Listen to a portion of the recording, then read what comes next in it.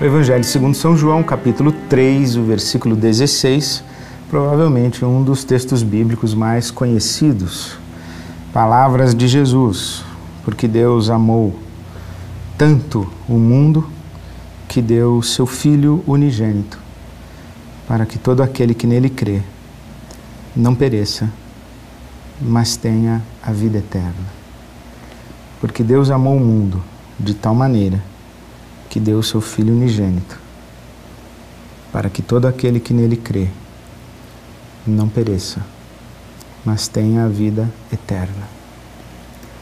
A maneira mais resumida e simples como o Evangelho de Jesus Cristo é anunciado, é pregado, é através do encadeamento de afirmações que dizem que Deus criou o homem num ato de amor e lhe concedeu a existência.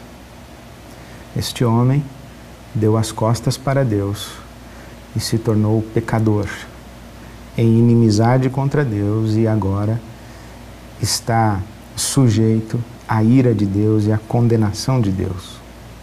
Mas Jesus Cristo veio ao mundo em nome desse amor de Deus, morreu na cruz e ressuscitou, venceu a morte.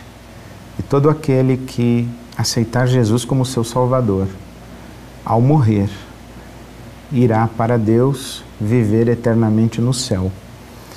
E aquele que, enquanto de sua vida terrena, não aceitar Jesus como seu Salvador, após a sua morte física, irá para o inferno, onde passará a eternidade em agonia, longe de Deus, numa existência de escuridão e sofrimento para todo sempre. O Evangelho é anunciado de maneira simples com estas palavras. Ser cristão é, portanto, aceitar Jesus como Salvador, para receber, pela graça de Deus, a oportunidade de ir para o céu depois da morte, em vez de ir para o inferno e para a agonia para todo sempre. Entretanto, se você lê a Bíblia Sagrada, especialmente o Novo Testamento e as palavras de Jesus, você vai perceber que Jesus fala muito pouco de céu e de inferno. Jesus fala muito a respeito do reino dos céus, que todos os intérpretes bíblicos são concordes, até unânimes em afirmar que é uma expressão sinônimo de reino de Deus.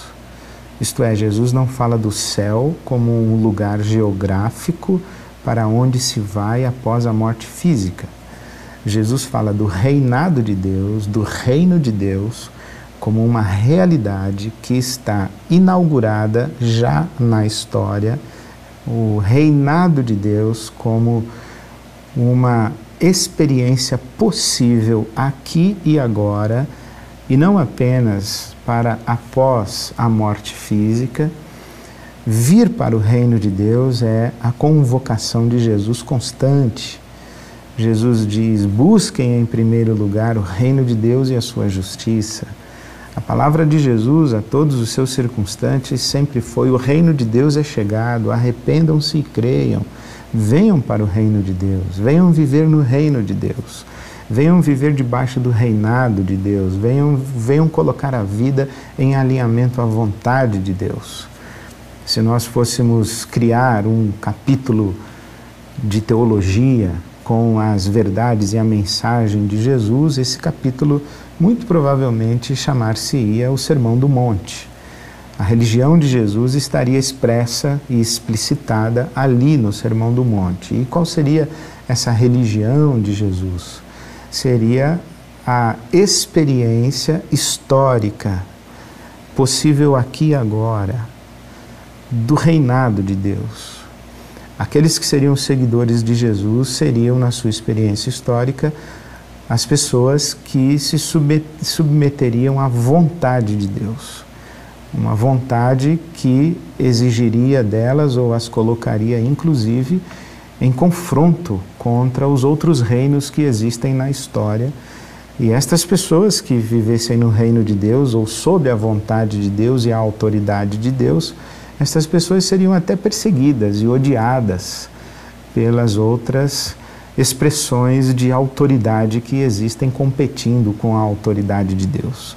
Jesus está dizendo: venha para o reino de Deus, arrependa-se, olhe para a sua vida, mude a sua consciência, deixe que a sua visão da realidade seja transformada e venha viver no reino de Deus.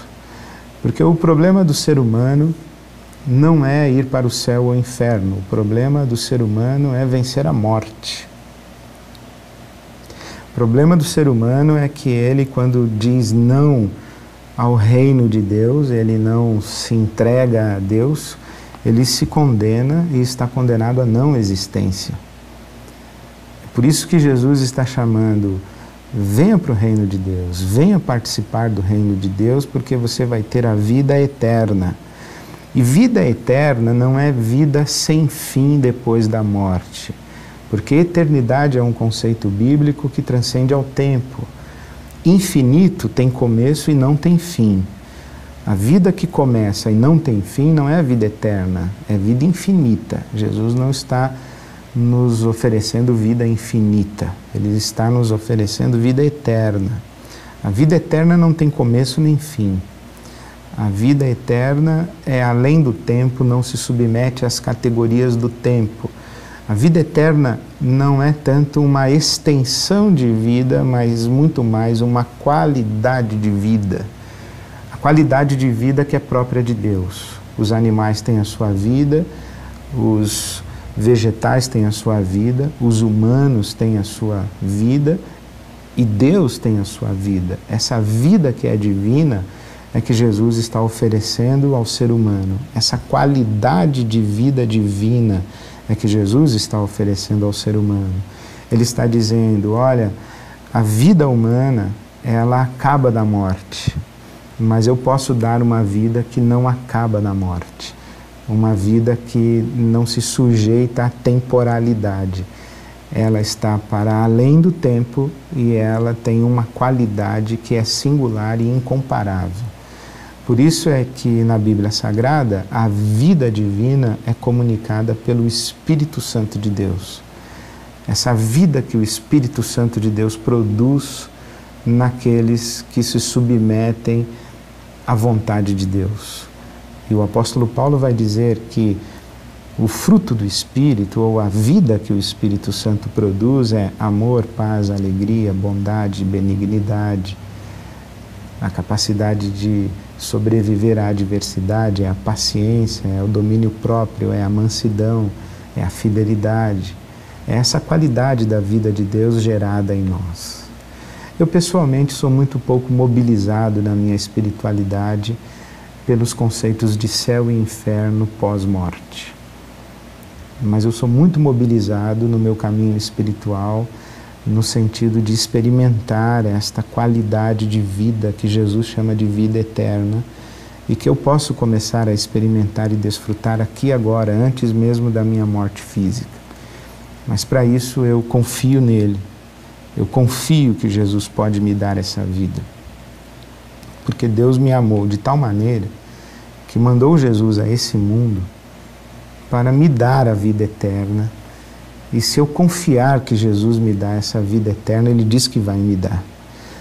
E se eu confio em Jesus aqui e agora, e me entrego a Deus aqui e agora, eu já não me preocupo mais com o fim da vida, eu já não me preocupo mais com a minha morte, eu já não me preocupo mais com a vida depois da minha morte, porque eu tenho uma vida que transcende ao tempo e que não se sujeita às categorias de começo, meio e fim. Eu tenho vida eterna. Eu creio em Jesus para experimentar a qualidade da vida de Deus. Não no céu, como um lugar para onde eu vou após a minha morte. E se você quer saber, até espero que eu esteja lá mesmo. Mas o que me mobiliza na minha espiritualidade é experimentar essa vida eterna que Jesus prometeu, essa qualidade de vida divina que Ele prometeu dar hoje, aqui e agora, para todos aqueles que confiam nele. E eu confio em Jesus para receber essa vida e a tenho recebido e a tenho experimentado. Não na plenitude que gostaria e não na plenitude que um dia vou experimentar, mas eu tenho experimentado a qualidade da vida de Deus. Eu oro para que essa vida de Deus seja mais densa em mim a cada dia e convido você também a fazer a mesma oração e confiar em Jesus.